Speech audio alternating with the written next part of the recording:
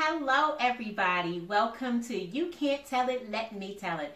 We are here today with our guest, Dr. Shantell Malachi. Yay!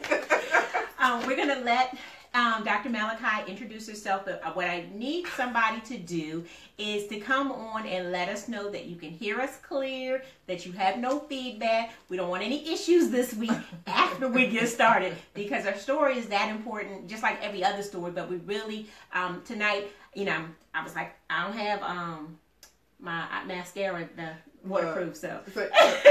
I was going to say, should I bring the tissues over? It's always the host that cries. Right. It's always. Exactly. I'm like the biggest crybaby. Oh, ever. Come on, Dawn. But I'm going to be a big good. Okay. Nice. Okay. So, can everybody hear us? Can somebody just let us know that you can hear us? Liz is watching. Bring them on camera. Can you not see her on camera? Dr. Malachi? Am I not on camera?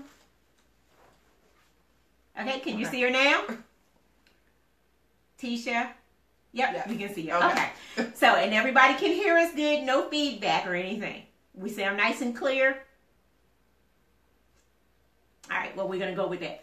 All right. So, what we're going to do, we just want Dr. Malachi, she has a multiplicity of streams that God has blessed her with. So, we're going to let her talk about some of those streams and those things that God has allowed you to just birth into existence. Okay. So we want you to talk about those, and then we'll get into your story. Okay.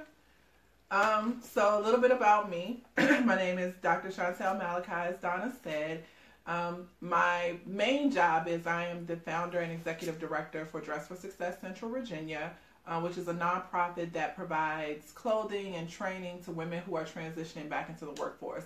A majority of the women that we serve are coming out of incarceration or long bouts of unemployment, and we are here to help them regain their footing in the workforce and just in their lives. From Dress for Success was born She Empowers, which is my Women's Empowerment Institute that I founded or co-founded with one of my good friends, Robin Taylor.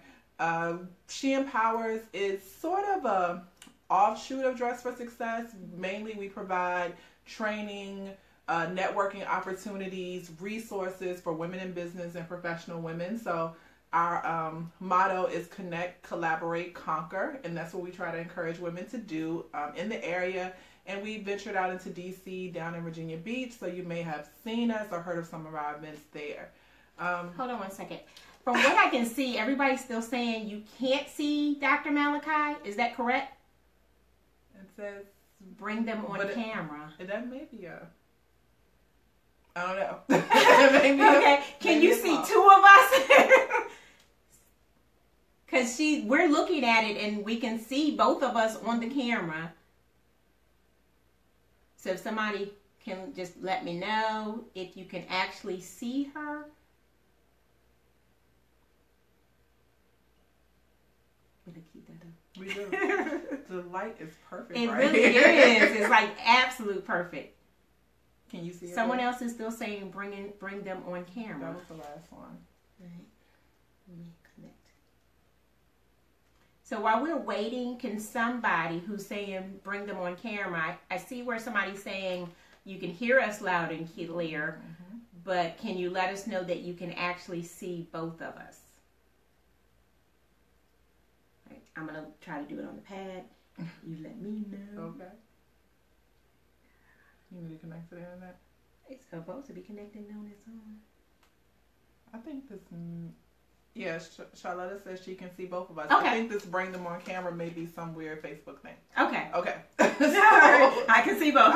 Okay. So everybody heard, we left that She Empowers. She Empowers. I also run a nonprofit consulting firm called Nonprofitability. Okay. So I help individuals start and sustain their nonprofit organizations. And I do a lot. You do a lot. But those are my things. Oh, and my sisters and I are opening a bakery this Saturday, Mahogany Sweets. So that's my newest business venture. As you guys can see, I wear a lot of hats and do a lot of things. I'm kind of all over the place. But well, talk about Mahogany Sweets, because that's a different type of bakery. It's a very different type of bakery. So Mahogany Sweets specializes in gluten-free and gluten-free vegan treats. My sister is an amazing, amazing baker. I personally can't bake cookies out of the pack. But she can make the most amazing desserts that are completely vegan or completely gluten-free or both. I highly suggest you guys come by and try the sweet potato pie. Oh my goodness. I'm like, no, it is vegan and gluten-free. Okay, so I'm telling my trainer now, since it's so healthy, I'm going to come by on Saturday to try it out, because we can't have people, on our show when we're not supporting them. Thank you. Yes. So come out Saturday. And it's November. Like, don't we have to eat sweet potato pie this month? I think so. You have to. And that it's a given. So Dr. Malachi, if you need, you're in the business or you're looking for a nonprofit, someone to help you with your nonprofit, she's great at what she does and knows how, got us set up like that. Thank God, because I didn't have the patience for it. So if you're looking for some help with that, please contact her. She helps educating on grants, how to write grants, fundraising strategies, board training and development, all those things that you need to sustain your nonprofit. If you are out here doing work in the community and you are not formed as a nonprofit organization, I strongly encourage you to do so that you can have access to funding, so that you are doing things legally and the right way, because people don't care that you're doing things out of the goodness of your heart. If something goes wrong, you will be held responsible. So if you are a community leader and you have not formed your nonprofit, please do that. Please, absolutely. So you heard, and you also have dominations. Oh yeah, nonprofit domination. So that is my group coaching program for female nonprofit leaders. It's a different level of coaching. The community leaders, the women, no offense to the men, the women community leaders are doing extraordinary work, and they're doing very different work, and they're working with demographics that a lot of men can't touch. Right. Nana, you know this from personal experience. Our women community leaders are doing very different work, so they need a different type of support. So Nonprofit Domination is my private group coaching program for female nonprofit leaders. We meet twice a month virtually, so you can call in from anywhere, log in from anywhere. And every month I teach a class on a specific building block of running a nonprofit as a female leader, whether it's how to do fundraisers, go out and raise money, whether it's about telling your story, whatever it may be, just to kind of help our female leaders kind of level up a little bit, because no matter what the industry is, the nonprofit world is a very male-dominated industry. Absolutely. Contrary to popular belief. You wouldn't believe it when you see all the women out here doing community work. But in leadership roles, there are not very many female leaders, and especially in high-level nonprofits. So I'm trying to cultivate the next generation of female nonprofit leaders. Awesome. And it's a great... I've learned so much just since I've been in there. And it's more like me pushing now. It's like, okay, do what you're supposed to do. Do your homework. Do my homework. Yes. Get those fundraisers, because the end of the year is coming. People, they're trying to give away money. Yeah. Essentially because they want to write it off. Yeah. So we are looking for your money. Yes. You want to give it away? We're here. We're here. So what we're going to talk to, and again, contact her, give them your contact information. I can be reached at Shantell, Shantell, as She Empowers, just like it sounds, .org. I'm tagged in the Facebook Live, so you feel free to send me a friend request. I'll accept it, or message me on Facebook. Awesome. Now, it's time. Time to get real. Time to get real. Dr. Malachi, and we're just, I'm just going to call her Shantell, because that's Please do. Right? I feel weird saying Dr. Shantell, even though, you give people their respect for their titles, because you earn that. Yes, but I'm Shantell. Right. Okay. So one of the things that I noticed one time on Facebook is your son. Yes. And I'm like, looking at it, I'm like, wait a minute. I thought she had a daughter. And then when I started reading it, I'm boohooing, because it's like, oh my God. So I'm going to let you talk about Jaden's mom. Okay. So you talked about titles. The best title I've ever been given is Jaden's mom. Last year, after a long period of trying, my fiance and I were finally blessed to find out that we were pregnant. That was February of last year. We found out that we were pregnant and that we were expecting a little boy. Very, very rough pregnancy. Anyone who's ever had children probably knows that pregnancies are hard. So pregnancies are hard. But nevertheless, at every checkup, we were fine. He was healthy. He was moving. He was showing his butt to the ultrasound technician. So no matter how sick I was, I knew that he was healthy. About 20 weeks, as a matter of fact, at the beginning of my 20th week, my girlfriends and I wanted to take a girlfriend's trip. My best friend and I wanted to take a girlfriend's trip up to Baltimore to see Beyonce because, yes, we are part of the Beehive. Okay, we've seen Beyonce every time she's toured. And this was not going to be an exception because I was pregnant. So I went to the doctor to make sure I was okay to travel.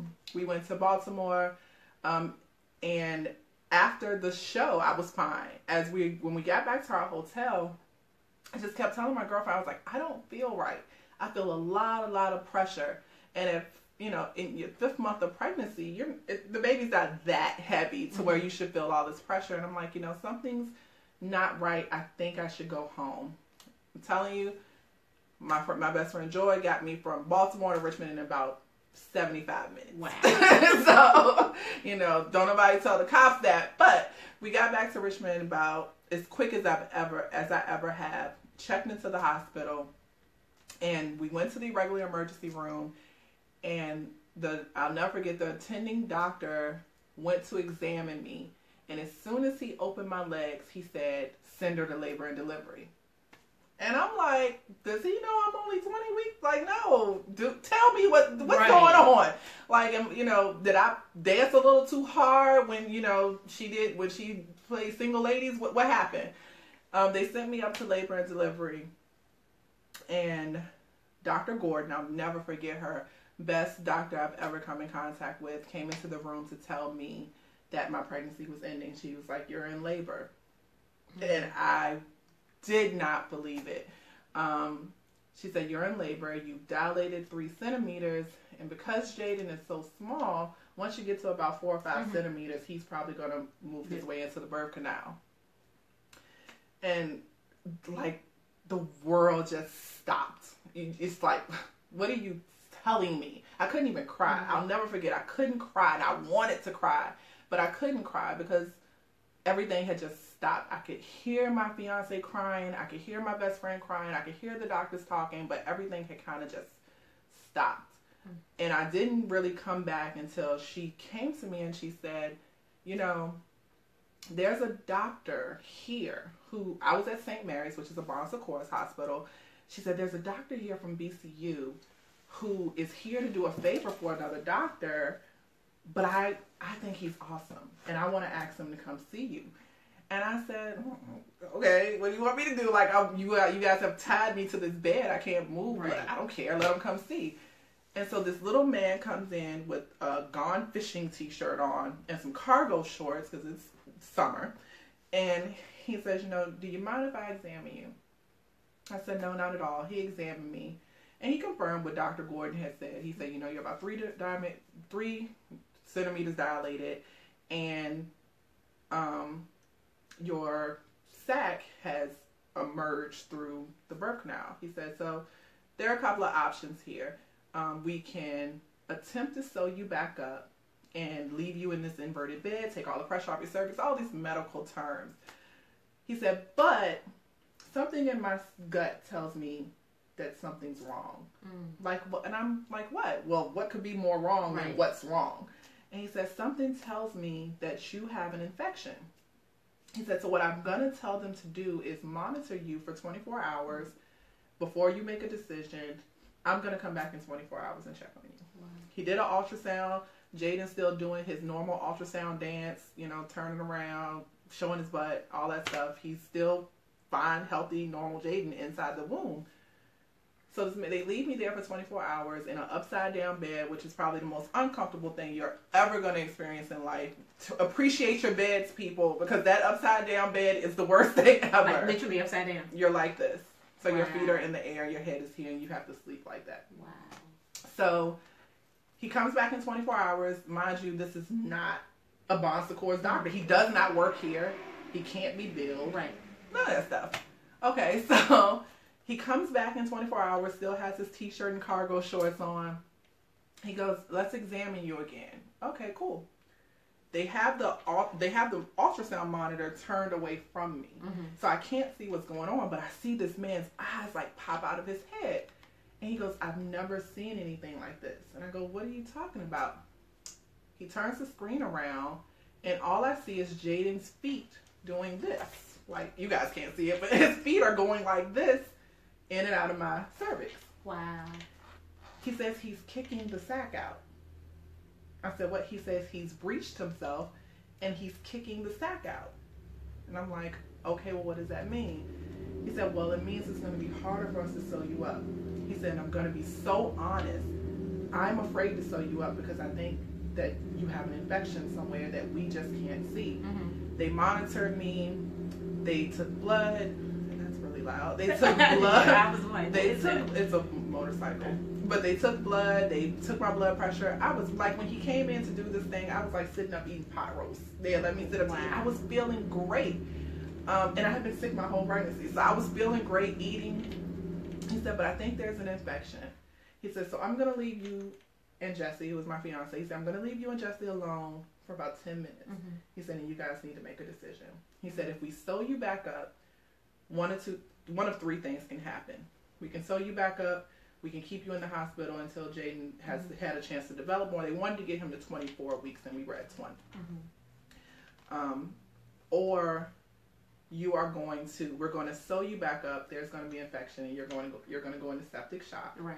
Or because he's kicking the sac out, if he kicks the sac out while we're sewing and we burst the sac, that's it. You're in labor. I mean, well, you're already in labor, but your water's broke now. Right. And so he left for 10 minutes, and we just stared at each other for 10 minutes. How do you make that kind of decision? And so, hey, Sherry. Hey, Sherry. And so, how do you make that kind of decision? So when he came back, I still hadn't said anything. And Jesse closed the door behind him. And I'm like, this little teeny white man and my big, tall black fiance. I'm like, what is he about to do to this man? And I could see the doctor and he closed the door and he said, he said, Doc, I don't want any medical terminology. I don't want any percentages or averages. He said, I want you to tell me what you would do if this was your wife in this bed. And the doctor looked at us and he said, off the record, he said, I would let labor progress naturally. He said, we don't know what's going to happen. He said, he may stay in there on his own for another couple of weeks. He said, but I would not stitch her. He said, because you can have another baby, but if Shantell goes into septic shock, she's not leaving this hospital. And so we decided then we were going to even though there was still no sign, because in the back of my mind I'm struggling. I'm like, but there can't be an infection. I feel great. Feel better than I have this whole pregnancy. And so we decided then we were going to let labor progress naturally. That was on Sunday morning. So they took me out of the upside down bed because now once you're letting labor progress naturally, you can put pressure back on your cervix and you let the baby do whatever it is the baby wants to do. Later that night, my best friend, Jesse, we're all sitting, we're watching Golden Girls probably because that's my show. That's my jam. That's my jam. So we were probably watching Golden Girls, and I had been using the bedpan. TMI now. I've been using the bedpan all weekend, but now they told me I could go to the bathroom, and so I asked Jesse to help me out of the bed. And when I put one foot on the ground, I could feel the sac in between my legs, like literally coming outside of me. So I screamed. He pushed me back on the bed. He's like ready to get nurses. It was something out of a movie. And, all this time I'm still feeling great. I'm still struggling with not doing the stitch because I'm like, there's no way I have an infection. I feel great. Right. My blood pressure is great. I don't have a fever. I'm eating. I'm not vomiting. There's no infection. And what am I doing? Should I have told this man to stitch me? And so the new doctor on call, who probably had been there all of 5 minutes because it's like 11:30, he comes in the room to see what's going on with all the commotion. And he looks at me and he goes, I need to break your water right now. You have an infection. You haven't even examined me, man. That's how I'm like, you haven't. I said, you just got here. I said, I don't have an infection. He said, Ms. Malachi, you have an infection. I can smell it. He said, I smelled it as soon as I walked in the room. And I said, okay, do what you got to do. At this point, I'm like, I just want to be done. It's like waiting for execution. They'd already told us that the chances of Jaden surviving, if he came before the 24th week, was 10%. So it's like waiting for your child's execution. So he broke my water. And when he broke my water, Donna, your amniotic fluid is supposed to be clear. Mm-hmm. Mine was neon yellow. Wow. It was so full of infection. And I heard the nurse who had been attending to me over the past 24 hours, I heard her gasp. And I just looked at her. Her name is Amy. I never got to say, Amy, what? She said, that's why he kicked it out. She said, Jaden saved you. I said, what? And she said, remember yesterday on Dr. Ramus's, she said this morning on Dr. Ramus's ultrasound, he was kicking the sac out. She said, that's why you weren't reacting to any of the infection, mm-hmm. because he had put his feet in the way, so the sac stayed outside of my body. Wow. So it didn't get the chance to seep into my bloodstream, because technically it was outside of my body. It was outside of my cervix. And we're all like in awe. So, the most pain, they couldn't get an IV into me because I was so dehydrated. So without an aspirin, without an epidural, without an IV, we went through about 54 hours of labor. Oh my God. Oh my God. And I ain't even had a kid. But oh my God. And props to women who deliver like 9-pound babies. I delivered a 1-pound baby after 54 hours of unmedicated labor, and it won't ever happen again. Like, you all are going to drug me before I get before you get it. So, he came and, he was with us for all of a minute. And I thank God for St. Mary's every day. They let us keep him. They dressed him. They cleaned him. They took pictures. They let us hold him. They let us keep him with us for a couple of hours. And then they took him. That's, of all the things I've been through in my life, knowing that my child is going out of that door and not coming back was the hardest thing that I've ever endured. And so it's been, this week was actually Jaden's due date. He was due November 9th. So, this time of the year, we struggle on his birthday. We just celebrated his 1-year birthday in June. We did a balloon release and we had a party just like you would do for any other 1-year-old. Right. So, the grief process has been really fluid, but, we stand on knowing that child saved my life. There was no presence of infection. On the ultrasound on Saturday, he was head down, just like a normal baby. And on Sunday, he had completely breached himself and kicked that sac outside of my cervix so that none of that infection would seep into my bloodstream. And so, when you know that God does something like that for you, like, it's just amazing. And we didn't even know. God, don't do it. But seriously, people go through things and they don't see God in it. And that was just one of those situations where we were able to see God in it in the moment. It didn't take until after the moment. We didn't even know. My boyfriend's name is Jesse, but we all call him Jay. So that's why we named him Jaden, really. And then his aunt told us, she said, did you guys know what Jaden meant? And we were like, no, it means Jay. Like, that's his name. And she said, no, it means God has heard. Wow. And that's what Jaden means. The biblical translation of it is God has heard. I have a niece named Jaden. Look it up. It means God has heard. And so, we think about how, we conceived Jaden through in vitro, which was really painful and really expensive, and it's very emotionally taxing. And we prayed and prayed and prayed for him, and we prayed that he'd be healthy. And so, we were praying for what we wanted Jaden to do and for Jaden to be. But God sent him here to save my life because, like the doctor came back and said, you don't know what comes first. Did I get an infection because I dilated, or did I dilate because I had an infection? Right. You don't know what happened first. So really what God heard was what my body needed that I didn't even know that I needed. So, it's amazing. And so they going through this process and meeting other women who have lost their children, or even women who haven't had children but, wanted motherhood and haven't attained it. It's a journey that I did not think I would be on at all. And you've helped so many people. I mean, just when you started really, and I know it's hard to tell your story because every time you tell it, you're reliving it. And when you told it one time on Facebook, I think that's when you first did the picture Yeah. And it was like I'm reading it, I'm like, oh my God. Yeah, so I know I'm a You mess. saw the drawing. Yes, I saw the drawing. So yeah, so we had a really, because like I said, the nurses at St. Mary, they dressed him. We still have his blanket, we have his hat, we have his bracelet, we have all the things you have when your baby goes home healthy.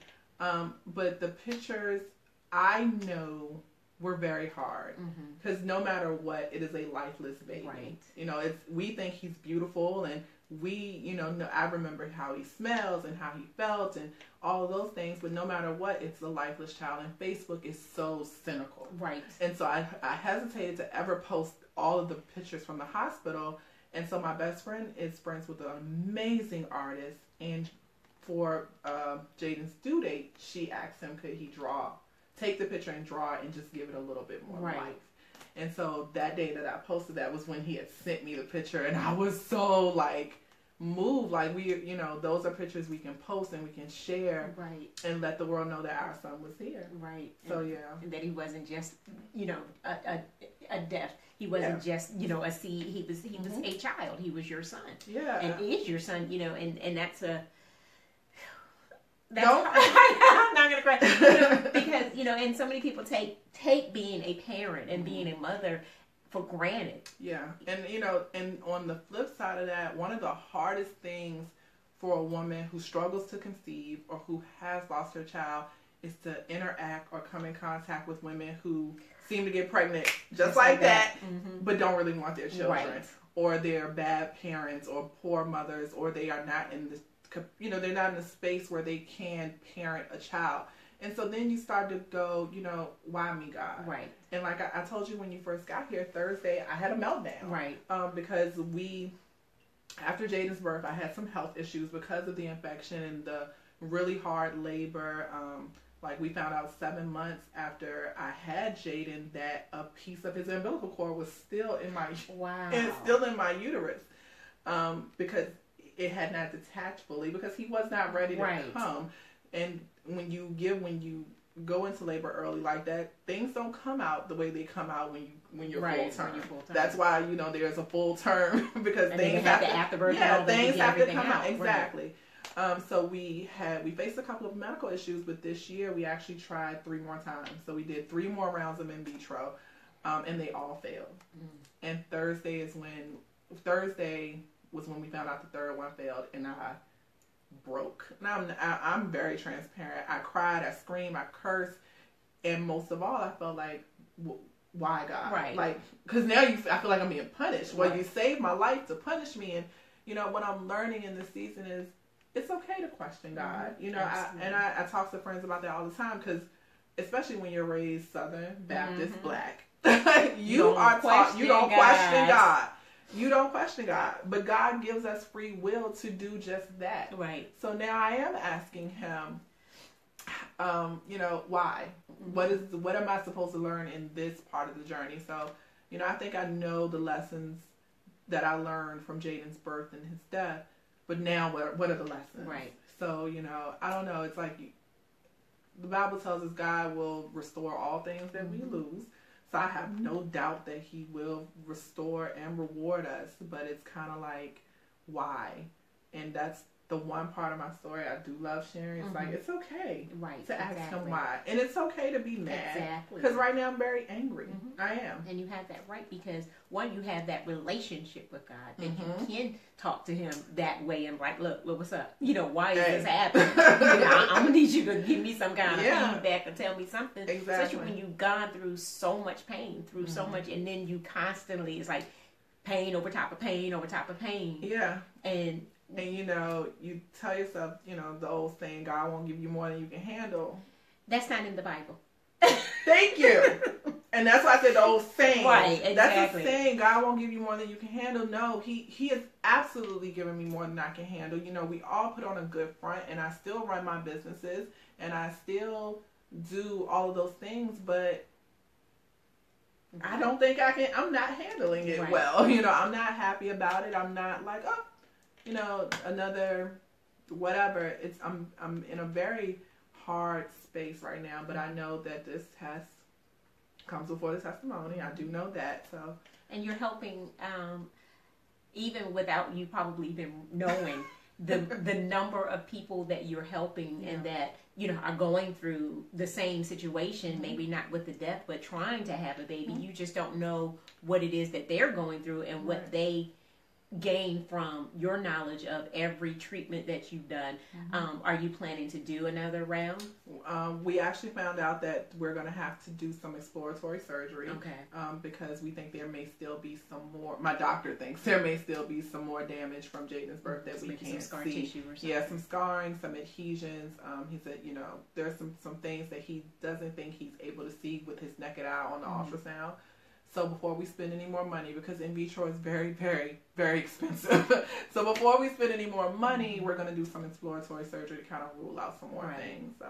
And just make one, you want to be healthy going back into the next and change some things, because I think one thing you might need to slow down. So that we're not going to skip over that, because, you know, you do, especially when you are taking on that type of pain and taking on that type of treatment, you know, that's hard on your body. It is. And you have to also, you know, you have many irons, in the fire. Yes. And you're going to nail at this point once you have the surgery, when you have the surgery, to slow down, because I remember the last procedure you had, you were here. Did she just put me on blast? Yes. But it's funny you say that, because Sherry just asked what advice would I give. So that is one thing that I would do, honestly, if I met another woman, especially the in vitro part. Right. If you are going through fertility treatments, this is your time. Sherry just said that's not going to happen. Sherry, you don't know. I may slow down. We're going to make her, Sherry. So, no, honestly, if I had to give a piece of advice to another woman going through in vitro, it would be to hang the cape up. It would be to hang the cape up. This is a season in your life where you absolutely need to step away from everything that is not absolutely necessary and focus on yourself. The first 2 rounds of in vitro that we did this summer, I know, and I think that's why the third one broke me. So the 2 that I did, nothing changed. Nobody even knew I was going through it. No, I was still at work. I was still at every event. I was still speaking. I was still doing all those things. And so when they didn't work, I blamed myself, and I, you know, beat myself up, and I was like, I'm gonna do better next time, and I went back in. Well, this time I did sit down. I didn't do events. You know, I did only what was necessary. I indulged in self-care. I, you know, ate the best foods. I took all of my medicine. I ordered the best vitamins. I changed my prenatal vitamin. I did everything right. And, you know, even my doctor was like, the day of the embryo transfer, he's like, oh my God, your levels are great. Your lining looks great. Everything looks perfect. So I went into it with just so much more hope than the previous cycles. And when you go in with that much hope and it doesn't happen, it's devastating. Right. So that is the first piece of advice. And then another thing, and I'm not a type A personality, Sherry, but another piece of advice that I would give is to find yourself some support. This is a really lonely season. Other women can relate to wanting children, or other women can relate to having, you know, trouble getting pregnant. But once you step into the realm of fertility treatments, especially invasive ones like in vitro, that are physically, emotionally, and financially taxing, it's your circle gets real small. Your circle gets real small. You know, I have girlfriends who have lost babies, so I can lean on them for support, but they didn't go through in vitro. Or I have girlfriends who had trouble getting pregnant, but they took some pills and they got pregnant. Or then I have girlfriends who just simply don't have the desire to be a mother that I have. And so they can't relate. So you have to seek out people who are, and they have in vitro support groups. They're on Facebook. They have their blogs, and spend some time with people who are exactly where you are, even if you don't know them. Physically, mentally, and spiritually. Yes. Find you some support, because it's a beast. I'm not gonna lie. It's hard. You know, it's hard administering injections to yourself, taking multiple pills a day, going to the doctor almost every day, giving blood almost every day, and that usually lasts for about a month at a time. It's hard, and it's lonely. And then, you know, in this new social media world, you got to be careful what you share, because then people use it against you. And so in these seasons get kind of lonely because you're limited to what you can share and how much you can express. And it's like, you don't know how many times I've posted stuff about a treatment or Jaden, and then I go, oh my God, why did I post that? Somebody's going to say something that's going to hurt. Somebody's going to say something that's going to make me angry. And so you kind of got to find your support in people that are where you are. Mm-hmm. So that would be my biggest piece of advice. So how is Jay doing? Jay is doing what most black men do. Mm-hmm. Just act like it doesn't exist. No, he grieves, but he swallows it. And, I tell him all the time, if you want to cry about your son, you can cry about your son. If you want to, mourn your son, you can mourn your son. So we have our Sundays is usually our day that we go to the cemetery.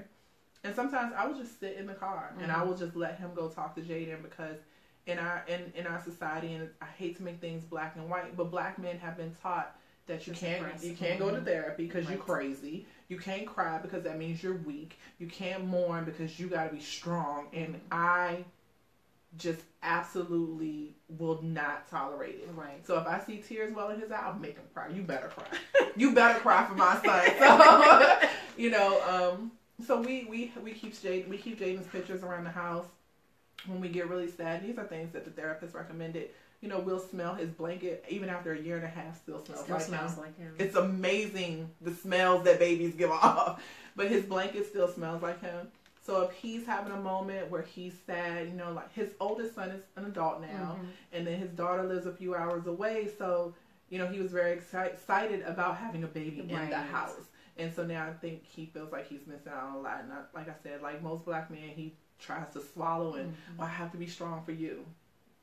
Right. Now we need to be there for each other. We need to be strong for each other. Right. So that he's doing well, but he's He's a man. He's a man. He's a man. No offense, but it is what it is. It's and I don't want to. I'm trying to make sure I say this so that I'm not speaking it out. Okay. God forbid that you're not able to conceive. Would you consider adoption? Yes. So we've considered adoption. We've considered surrogacy. We've considered living we could never completely live a child-free life, because he has biological children who I love like my own. That I thought were yours. Yeah, most people do think that they're mine. I think they think that they're mine, so they think they own me. But, so we talked about surrogacy. Surrogacy is expensive unless a family member offers to do it for you.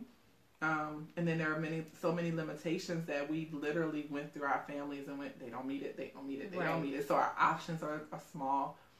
Surrogacy agencies started about $50,000. Wow. Yeah. Never knew that. Started about $50,000. Adoption, unless you do foster to adopt, which we have said that right now, especially because of our grief, we don't want to do that, because there's always the potential for them to take them. So before we moved into in vitro, we went to orientation for adoption, and it's a sliding scale fee, but based on my income, which is not a lot. My fee would be $25,000, and so for a child that someone else does not want. Literally, the woman stood in front of the orientation and said, "If you want a newborn, and we call you and tell you that there's a baby available at the hospital, the first person there with half of the $25,000 gets the baby." It's like an lottery. It's auction. That's what it is. Whoever has the money first is yours. Whoever gets here first with all the things that they need and their adoption fee gets the baby. Wow. Yeah. So we were like, no. Are they military? We aren't military. I know we know there's a bunch of assistance if we were military. But no. So adoption fees, and like I said, foster to adopt right now, maybe at another stage when we've healed a little more and we don't have that intense fear of the baby being taken from us, we could foster to adopt. Maybe some long lost relative will appear and say, "Hey, I'll be your surrogate." I don't know. We thought about doing when I was married, because I couldn't have kids after my only child that I had two ended up, because I went into pneumonia and was just sick all the time, and then I ended up losing and having to abort because it was that bad. Yeah. And my mother was always terrified when I told her I was pregnant, because she was like, "Oh my God," because I had endometriosis.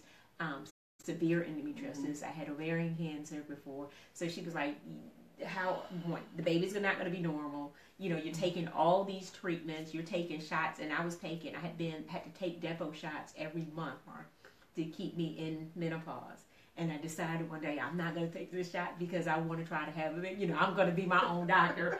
And that was the worst feeling in the world because that was at like 22. At 25, I had to have a complete hysterectomy.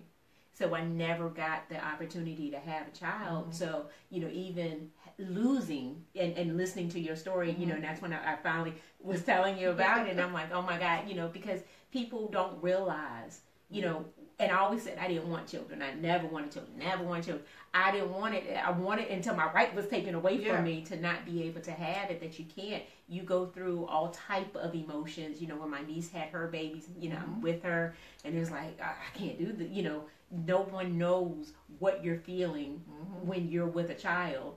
And, you know, and then you're out and you're seeing people out on the streets with kids and like, why do you have a baby? Let me tell you, the hardest things are seeing your ex with a baby. Girl. Look, I love the Lord, but he's still working on me. Yes, and when you see those things, you're like, why? So, you know, seeing your exes with children, and my niece, my oldest niece, actually had a baby 6 months after Jaden. I hosted her baby shower. Her daughter is like my favorite little great niece. She's my only great niece, but she's my favorite. She's adorable. Ain't she beautiful? Oh my gosh. That is and my so much heart. personality. Oh my goodness, child. She let me name her. I named her after Sarah in the Bible. God is going to bless you with a healthy bundle of joy. So, you know, it's like I said, the emotions are so fluid. I will see my ex with his baby, and I'm like, ugh. But I'll see Soraya, and I'm so full. Like, you know, it's almost, it's not like it didn't happen, but it's like the pain just goes away for a moment. So, you know, it's just fluid, and you kind of got to just roll with it. But the emotions are always going to be there. Like, for instance, you know, Thursday I told you I pretty much have had a meltdown. I usually never really go a weekend without going to see her, but I just couldn't this weekend. Right. Because you need you time. Yeah, and you got to be okay with that. And you got to understand that it's natural. You're not doing anything wrong. You're not, you know, wrong for it. You're not being petty or jealous or any of those things. It's a type of hurt that you can't really put into words. Right. You really just can't until you take a walk in those shoes. And then when people say crazy stuff, it's not even mean. That's just straight crazy. When people say things not knowing what somebody else is, you know, what your emotional, you don't know where somebody's emotional state is. Because for real, most days if people knew where I was emotionally, they'd be like, oh, I'm not going to mess with her. But, you know, the Lord is working on me. So, and that's another thing I love, especially in our community. I got to go there, especially in our community. During my last procedure, the nurses in my doctor's office love me because I'm crazy. But there's one there's one black girl and there's 3 white nurses. And I don't know how the conversation went, but we basically ended up to, when you're 35, 36 in the black community with no children, first thing people go is, what's wrong with you? What's wrong with you? When you gonna have a baby? And we forget that having a healthy child is a miracle. Right. It may happen every day, and it happens thousands of times a day, but it is actually a scientific miracle. You actually come into contact with more women who have miscarried, have premature losses, things like that, than you do women who have had all healthy children. Like, every birth is healthy and natural, and there's nothing wrong. Having a baby is a miracle. But in this community, because that's what we were brought. I mean, honestly, when we came over here as slaves, we were made to breed. Right. That's how you got your ranking in on the plantation. How many babies you could have. And so now, we've evolved as people, but some things are still ingrained in our DNA. And one of those things in the black community is, if you ain't got no kids, what's something wrong with you? Something's wrong with you. It's a taboo against you. Yeah, it's something wrong with you. And, you know, God forbid you say, well, I don't want a kid. Oh, my God. Yeah. They're ready to hang you up like it's witch trial. So, you know, I had that conversation, and I just watched the white. They could not understand. Well, what do you mean? I'm like, yeah. I said, you know, on holidays, his aunts want to know why I ain't had no baby yet. This is before Jaden. You know, it's calmed down a lot. Because now you see it's not easy. Right, exactly. It's not easy. It's a struggle. Yeah, something is wrong with me. But it's okay. But before that, every holiday, so when y'all gonna have a baby? Wow. You ain't had no baby yet? If my shirt a little too out, you pregnant. Nah, I'm bloated. Like, can I just be bloated? Exactly. So, it's like, leave me alone. Yeah, so, you know, it's in this community, we really have to learn to embrace our women and not shame them when they don't have children, when they lose their baby, or like my niece ran into someone not long after I had Jaden, and they said, oh, I heard what happened to Shantell, but you know, she just does too much. So I am punished. So it's your fault. It's my fault that I lost my son because I do too much. You know, people throw that at me and like, y'all you need to sit down. I do need to sit down and rest sometimes. But that's not what happened. That's not why I lost my son. And if you don't know, be quiet. You know, that's the easiest thing to me. It's like sometimes if you don't know what to say, the biggest thing we tell you is just shut up. Nothing. Just shut up. Go the other way. If you think it, just don't even come in that direction because you are more hurtful. Yeah. When you're tearing people when you're already dealing with your emotions, you're tearing me down. Yeah, and it was literally it couldn't have been no more than a month after I had him, and my niece called. She was so upset. I was upset because she was upset. She was like, "How dare she say that?" And I'm like, people just don't know. I said, but you know, that's not why. Right. That's not why. So. Wow. Does anybody have any questions that you want to ask Shantell? I don't know who may be going through, have family that may be going through a circumstance similar that you want to ask, because the best information you can get is from somebody who's been through it, who's dealt with it hands-on, and who's still dealing with it. It's not something that's just going to vanish and go away. So if you have questions, please, Shantell's here to answer, to help you, because that's what it's about. It's about being encouraging to one another. It's about supporting one another and getting right information. Yes, please get correct information.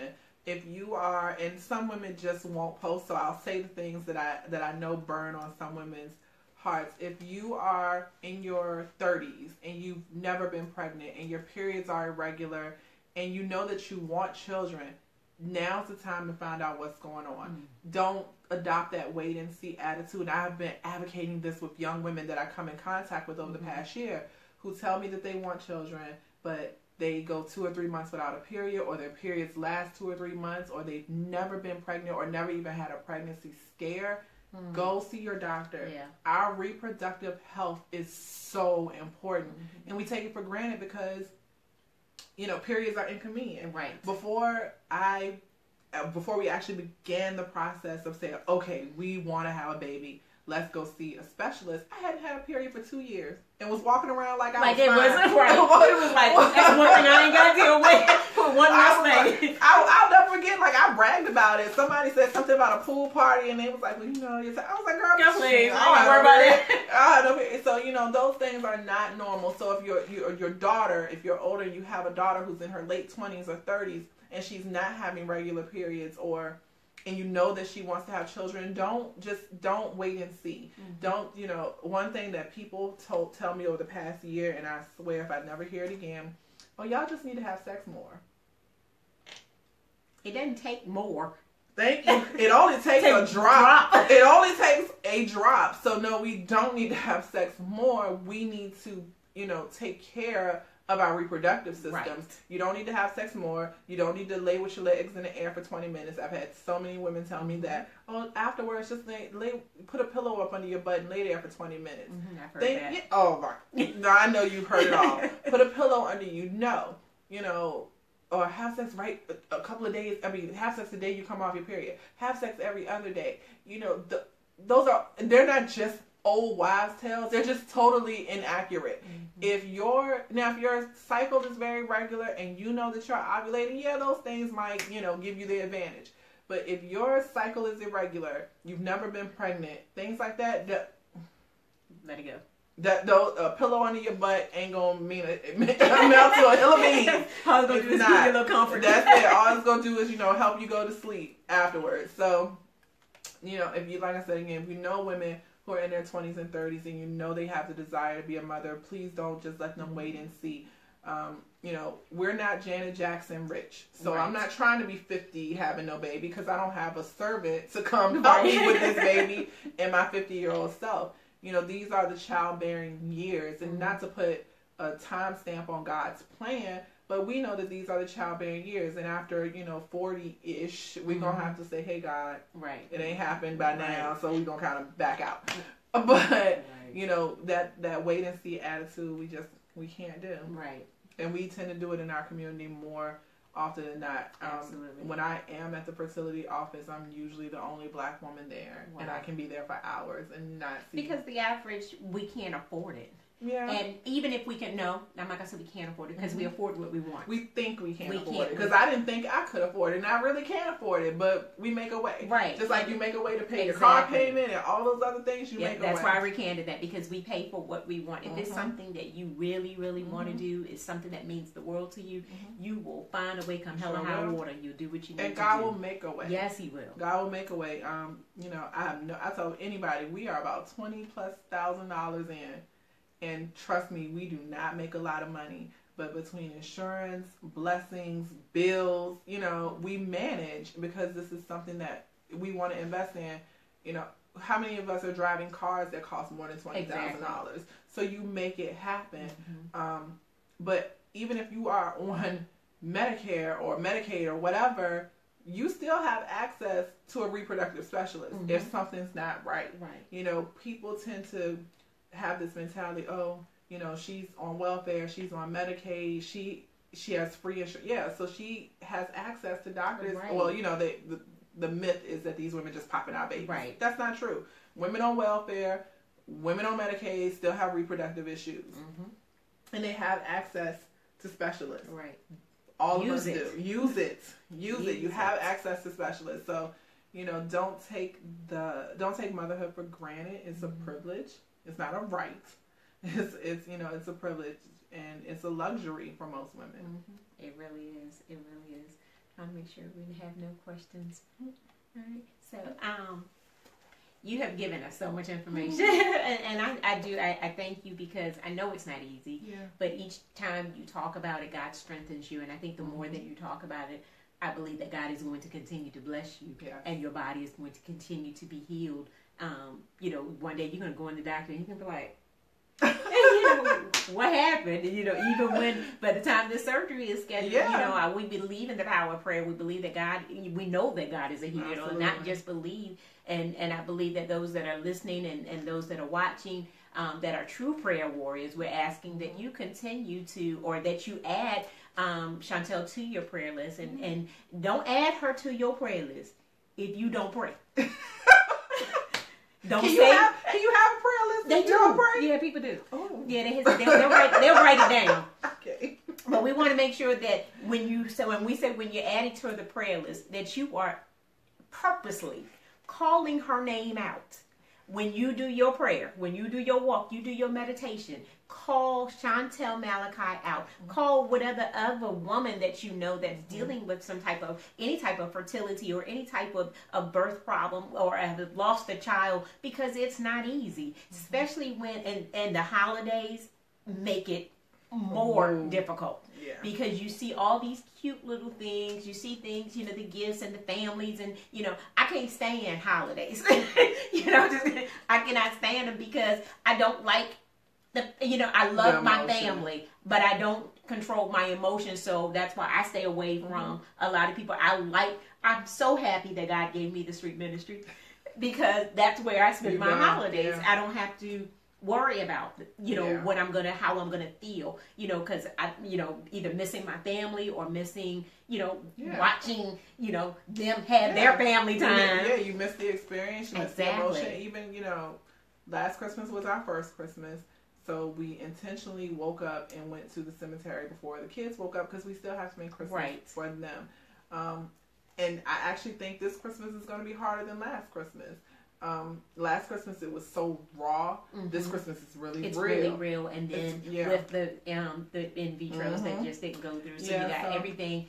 on top of each so other. I may but be you still out in gotta street be, ministry with you hey, because I come may on. not want to sit around and Right. and drink. And that will help you to be able to not think about what you're going through. Because when you sometimes when you see what somebody else is feeling, when somebody else is experiencing what they're going through, then we look like, well, hey, for real, it's hard for me, but look at them.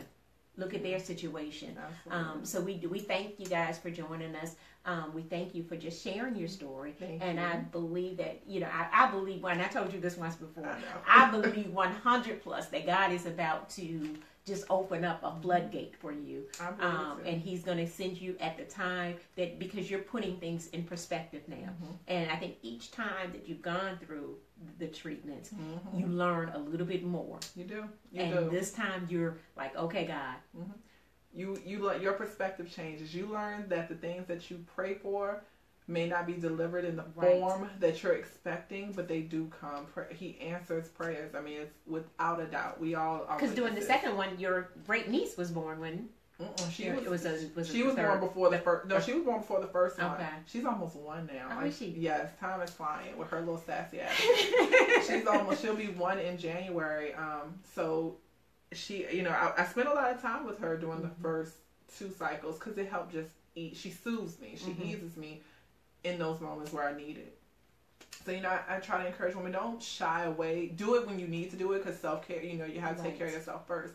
But kind of push yourself to be, especially children. I believe they see angels. Absolutely. The way that she stares at Jesse is, she stares at him, and I'm like, she sees Jaden. I tell him that all the time. I'm like, Soraya sees him around you because she is mesmerized by him.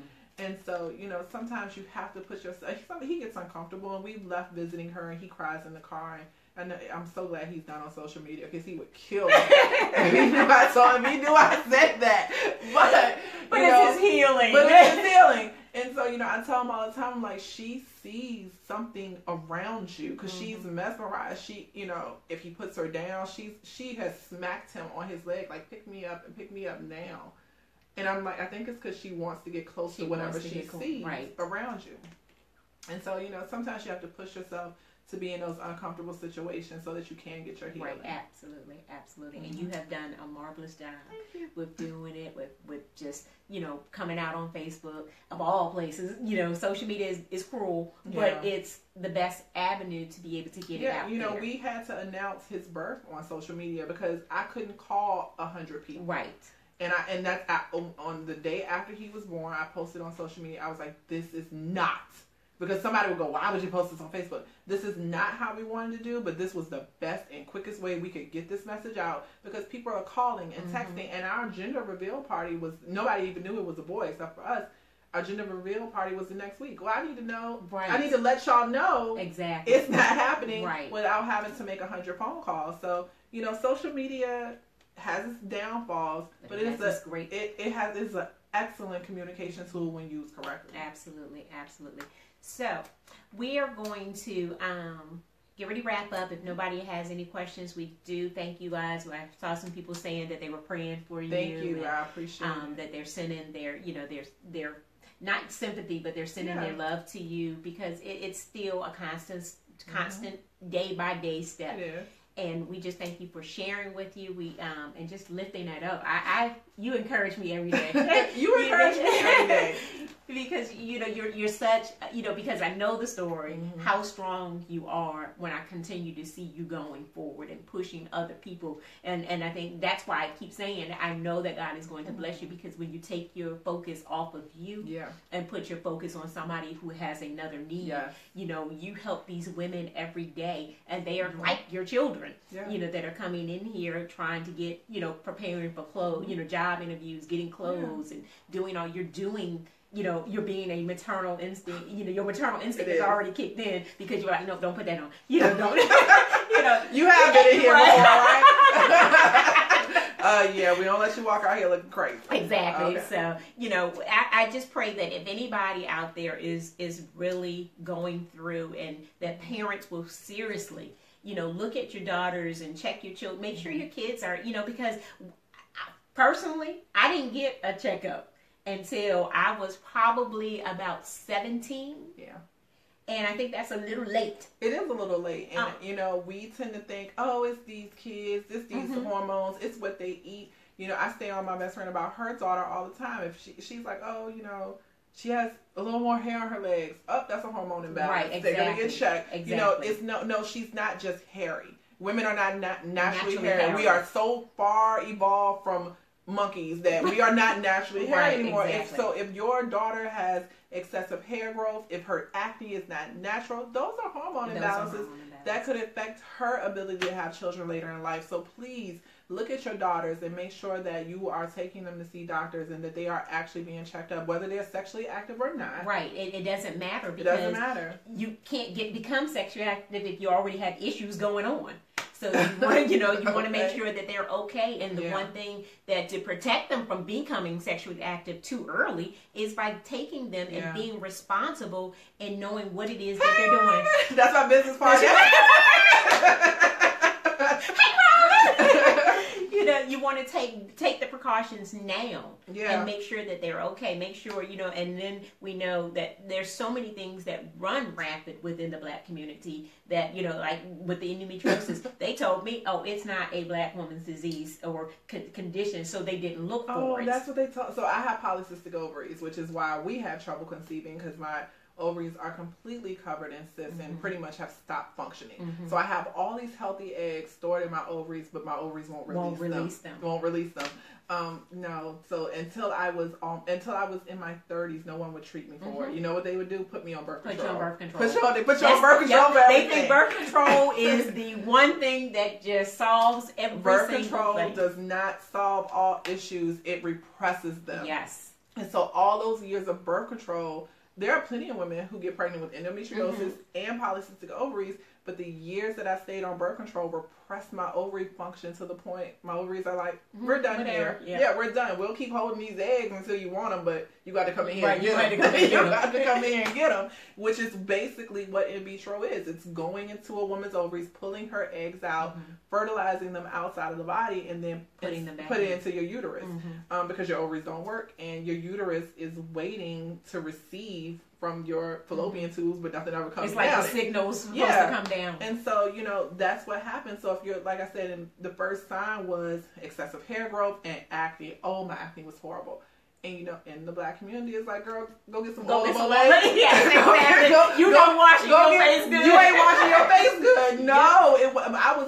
My mother had got to the point she was taking me to every dermatologist in the city. And it was Cetaphil, olive oil, wash your face with Dove, wash her clothes in Ivory. No, it's a hormone. Her ovaries are shooting out hormones that they ain't supposed to be. Right. So, you know, please take your girls to the doctor so that later in life they have the chance to be a mother if they so choose. Right. And go into the doctor's office with them.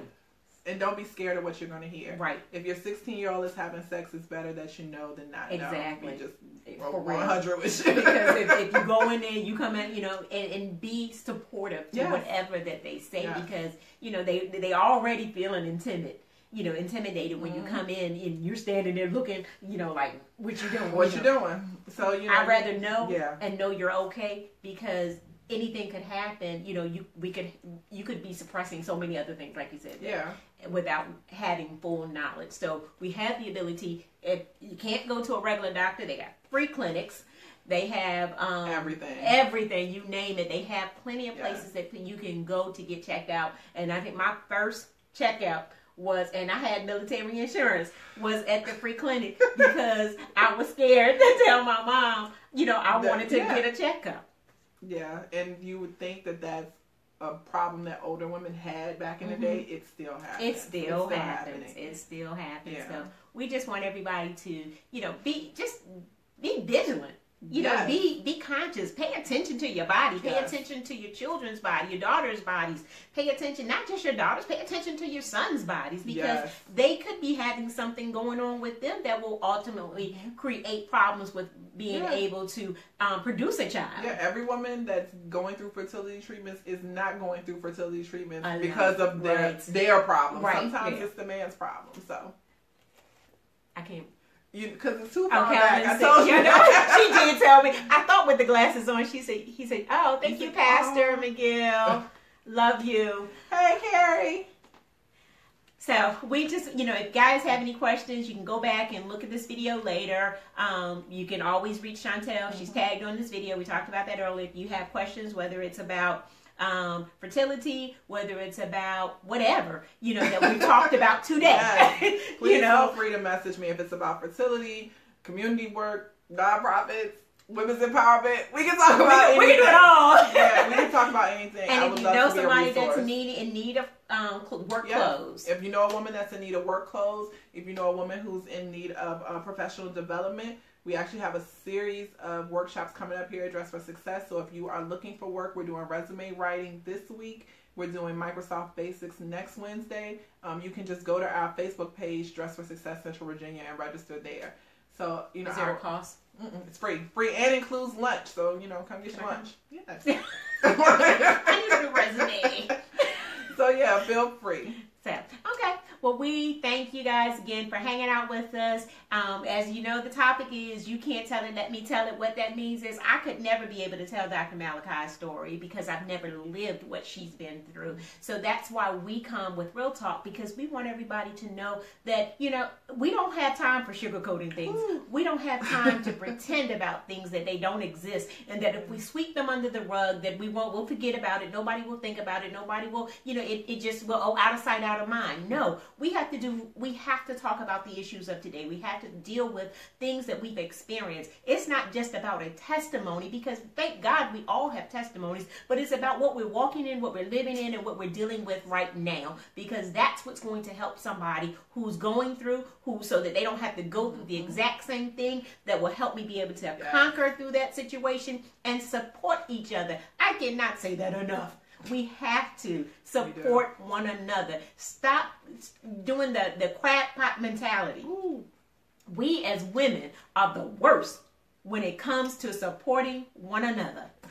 We are the absolute worst. Me, every hurtful comment I've received in this process came from a woman. And that's not to bash women. It's to encourage you to go out and be the opposite of that to another woman. Don't continue to live in the stigma that the world has already given us. Yeah. We need to be there for us. You're going to have people. Everybody's not going to be on y'all know my favorite thing, y'all not going to be on my front row. Everybody is not equipped to be in that front row. Somebody's going to have to be on the side. Somebody might even have to be on the back row. Mm-hmm. Some of you ain't even allowed in the theater. But you got to be able to know where people stand in your life. And you got to be able to turn them off and say, you know what? I thank you, but no thank you. Yeah. It's okay. It's okay to let them go. It's okay to be friends with them from afar. Mm-hmm. But in the society that we're in right now, we just need to love. We need to encourage. We need to support, because we are all we got. Yes, ma'am. We have one life to live. And if you don't live that one with the power of God, you don't live that one with the faith that God has in you, that you have with Him and the relationship, where do you find yourself? So I don't want to know. Exactly. I cannot imagine my life without God, without the people that He's placed around me, because you all have pushed me into some magnificent purpose. And I will not turn around. I will not stop. I will keep going. I will run you over if you in my way to get to my blessing. Ain't nobody standing in front of you in the truck. We not. Yes, y'all know that'll go. Truck will go. We go where we gotta go. We do what we have to do. And because when we know, somebody asked me on the radio, and then we are gonna close out. Mm-hmm. Why do I do what I do? I do what I do because I cannot see myself doing anything else. I cannot see myself waking up and wondering, why didn't I do this? Right. Where should I have been? What could I have been doing? If you have so much passion to do something, that is your purpose. If you do not walk in the purpose that God has given you, it's like giving, that present. Why hold on to that present if you're not going to do something with it? Don't give it to somebody else because you don't want to do it, because God will certainly take it from you and allow somebody else to be blessed. Everything that we have in us, God has blessed us to be able to help somebody else. Everything that He's given you, You have blessed someone else. You bless these women in this community. You're blessing us now through some sweet treats that are vegan and gluten-free. So, you know, that you have so many different streams. And I'm thankful for having the opportunity to truly get to know you. Not just, you know, I'm in a class with you. I like to know because my mouth, I'm going to know you.